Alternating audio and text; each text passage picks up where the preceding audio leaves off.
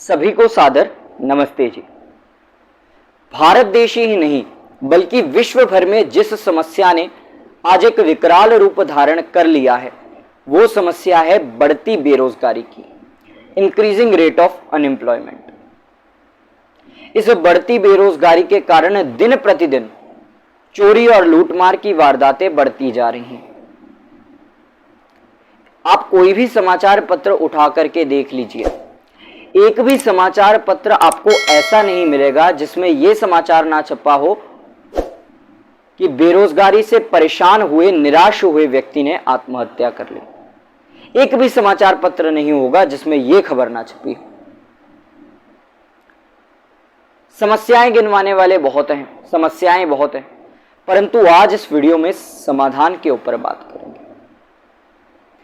वेद के आलोक में बेरोजगारी का समाधान क्या है यह समझने का आज हम प्रयास करेंगे और आपसे निवेदन है कि इस वीडियो को अंत तक अवश्य देखिएगा।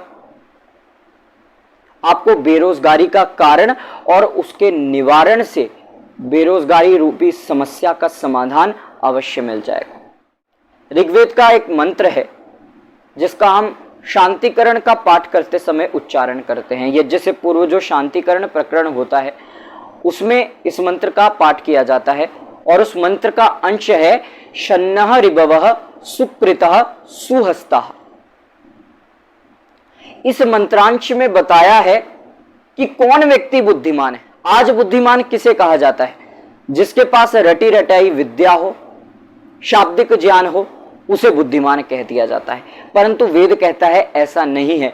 बुद्धिमान वास्तव में वो है जो हस्त क्रियाओं से अर्थात शिल्प विद्या से, क्रिया कौशल से अन्यों का और अपना कल्याण कर सके, वह व्यक्ति बुद्धिमान है। आज प्रायः सभी का दृष्टिकोण यह बन चुका है कि हमें बस 9 to 5 की जॉब मिल जाए, हम तो पढ़े लिखे इंसान हैं, हम बस कंप्यूटर के आगे वो 9 to 5 की जॉब करना चाहते हैं और कोई भी कार्य हमें करना मंजूर नहीं। जब तक ऐसा दृष्टिकोण रहेगा तब तक बेरोजगारी की समस्या व्याप्त रहेगी, बेरोजगारी की समस्या समाप्त नहीं होने वाली। हमें अपना दृष्टिकोण बदलना पड़ेगा। यदि हमें 9 to 5 की जॉब नहीं मिली, यदि हम डॉक्टर नहीं बने, इंजीनियर नहीं बने, आईएएस यूपीएससी हमारा क्रैक नहीं हुआ, तो भी हमारे पास ऑप्शन है। क्या ऑप्शन है? कि भगवान ने हमें हाथ दिए हैं। इन दो हाथों के आधार आप अनेक वस्तुओं का निर्माण कर सकते हैं, अनेक पदार्थों का निर्माण कर सकते हैं और ये शिल्प विद्या आपके लिए ही नहीं बल्कि समाज में अन्य प्राणियों के लिए भी सोर्स ऑफ इनकम बन जाएगी। बस हमें अपना दृष्टिकोण बदलने की जरूरत है। यजुर्वेद अध्याय 16 मंत्र 27 में कहा है, नमस्तक्षेभ्यो रथकारेभ्यश्च वो नमो नमः, कुलालेभ्यः कूर्मारेभ्यः च वो नमः। यहां पर चाहे वो कारखानों में काम करने वाले हों, तरखानों में काम करने वाले हों, वाहन आदि का निर्माण करने वाले हों, मैकेनिक जिनको कहते हैं, चाहे वो कुम्हार हो, लोहार हो, इन सबको सत्कार पूर्वक नमन किया गया है, नमस्कार किया गया है। उसका कारण क्या है? क्योंकि वेद श्रम की प्रतिष्ठा, जिसे इंग्लिश में डिग्निटी ऑफ लेबर कहते हैं, उसमें विश्वास रखता है। भारत में आज श्रम की प्रतिष्ठा को लोग भुलाए बैठे हैं, डिग्निटी ऑफ लेबर को कोई स्वीकार करना ही नहीं चाहता। वहीं हम विदेशों में देखें तो वहां डिग्निटी ऑफ लेबर है, श्रम की प्रतिष्ठा है। लोग छोटा हो या बड़ा हो, धर्म पूर्वक किए जाने वाले कार्य को, जिससे उनको इनकम मिल रही है, जिससे उनका अर्थोपार्जन हो रहा है, उस कार्य को करने में किसी भी प्रकार की शर्म महसूस नहीं करते। परंतु आज किसी व्यक्ति को, पढ़े लिखे इंसान को, जिसने 10वीं तक कर लिया है, उसको कह दिया जाए कि आप मैकेनिक बन जाओ, कारखानों में लग जाओ, लोहार बन जाओ, सुनहार बन जाओ, कुम्हार बन जाओ, तो उसकी शक्ल ऐसी बन जाती है कि जैसे राजा को भीख मांगने पर मजबूर कर दिया गया। हमें अपना दृष्टिकोण बदलने की जरूरत है।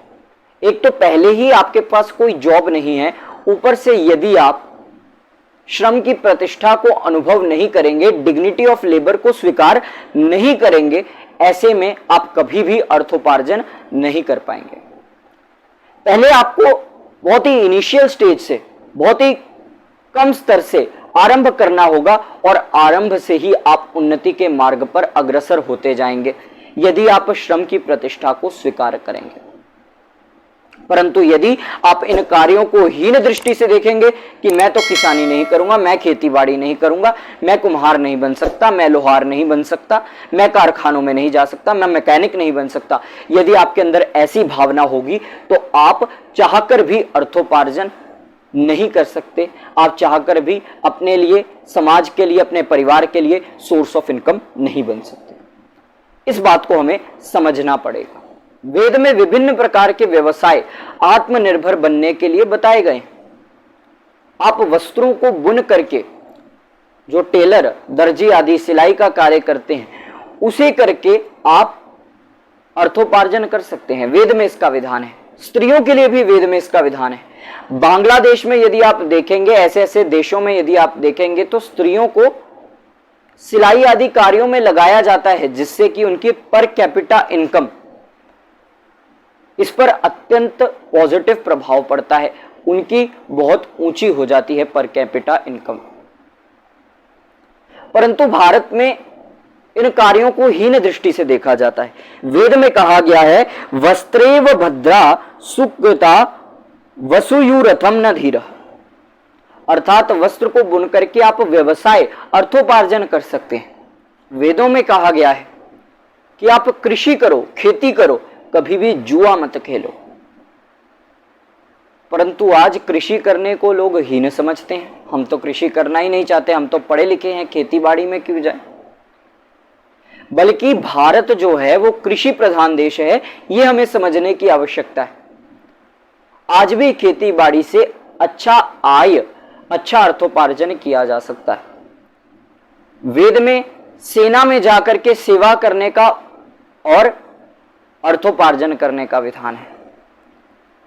वेद में सुनहार बनकर के, लोहार बनकर के, कुम्हार बनकर के अर्थोपार्जन करने का विधान है।